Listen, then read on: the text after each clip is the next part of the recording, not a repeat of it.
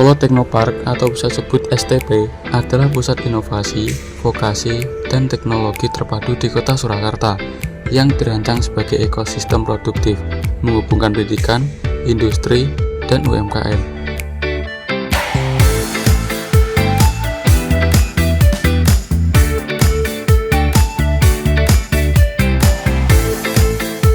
Sebagai pusat teknologi, Solo Technopark menawarkan pelatihan keterampilan yaitu mekanik, AI, dan cyber security, fasilitas kreativitas digital, serta kolaborasi dengan mitra seperti Shopee dan Bank Mandiri untuk mendukung ekonomi digital.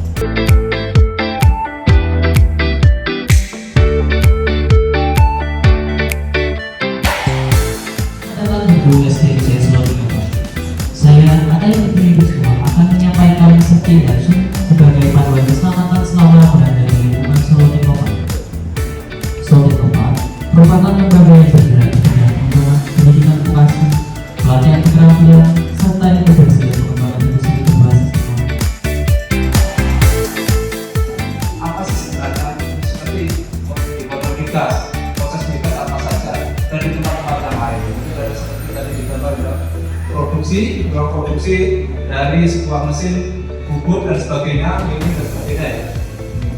Jadi harapan kami nanti kita benar-benar ada gambaran role dari sebuah industri ya, karena kita anak SMK ya, Bapak-bapak, anak SMK industri, insya Allah kita kesini akan membawa suatu manfaat, ilmu yang sangat bermanfaat ya bagi kami. Harapan kami begitu. Dan kedepannya kita tidak menutup kemungkinan dan berharap kita akan ada berkelanjutan kerjasama. Kita punya banyak siswa lulusan yang kualifikasi insya Allah. Ya semangat ya, adik-adik ya. Insya Allah ya.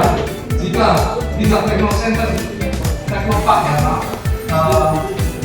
tidak keberatan sekali-kali mengundang siswa kami untuk melakukan satu job training atau apa, kita insya Allah kita akan siapkan.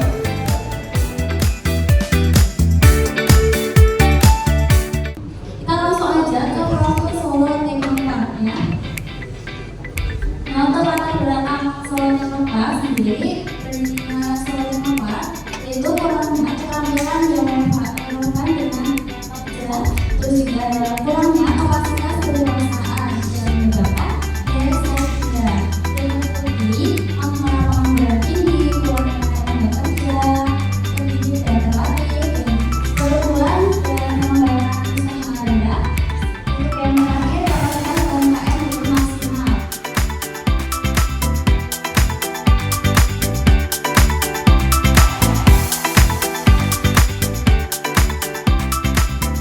Nah, sebenarnya dasarnya artificial intelligence sendiri itu adalah sebuah server yang kita masukin data-data ataupun dia kumpulan database lah kayak gitu.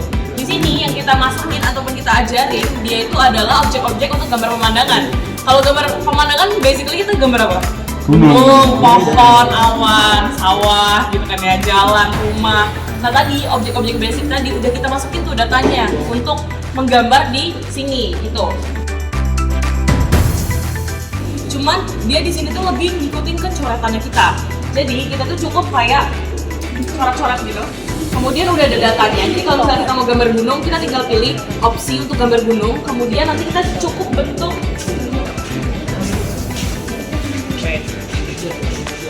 Kita cukup bentuk aja bentuknya gunung kayak gimana gitu kan ya. Kita maunya gimana.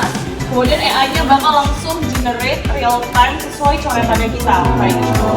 Even kalau misalnya kita mau ubah bentuknya juga dia bakal tetap ngikutin bentuknya kita gitu. Jadi per orang bisa beda-beda bentuknya kayak gitu.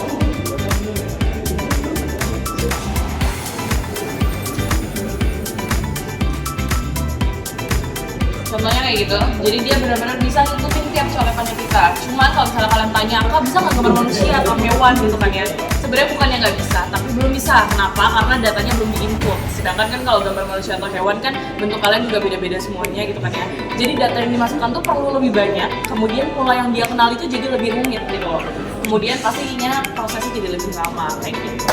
Nah ini kalau kalian penasaran, sebenarnya kalian boleh nyobain nanti. Tapi setelah kalian muter-muter soal Technopark karena harus ada tournya. Ini gambarnya nggak setengah ya harusnya ya. Ini karena ke-printnya setengah aja. Kalian boleh nanti cetak gambaran kalian di sini sendiri-sendiri. Kalian boleh bawa pulang free, jadi kalian bisa bawa oleh-oleh. Kalian cukup review Google Maps kita sama follow Instagram kita sebagai syaratnya.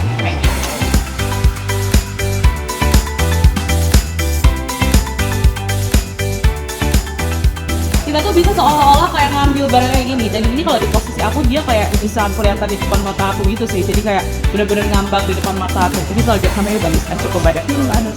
Nah jadi contohnya kayak gitu. Jadi kalau kalian live shopping atau online shopping juga kalian udah bisa lihat barangnya detail secara 360 derajat.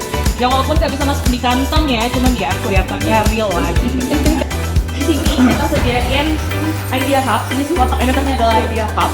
Di sini biasanya mereka pada online class juga bisa karena kita melengkapi dengan adanya kamera dan juga ada AI tracking-nya.